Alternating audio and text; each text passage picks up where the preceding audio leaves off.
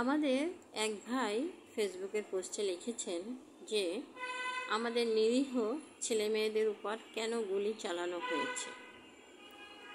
এটি অবশ্যই অন্যায়, অবিচার। তবে আমরা আমাদের মনের খোলা জানালা দিয়ে কি দেখতে পাই?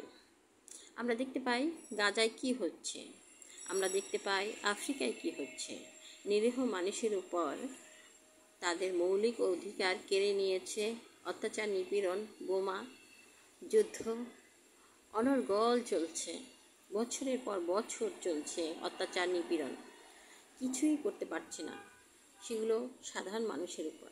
তাই আমাদের সাধারণ মানুষকে, জনসাধারণকে অবশ্যই সচেতন হতে হবে, নিজের মানসিকতার উন্নয়ন করতে হবে এবং যাতে অন্যায়, অবিচার ট্যাকেল দেওয়া যায়, অন্যায় অবিচারকে রুখে দাঁড়ানো যায়, সেই জন্য আমাদের সচেতন নাগরিক হতে হবে। ধন্যবাদ।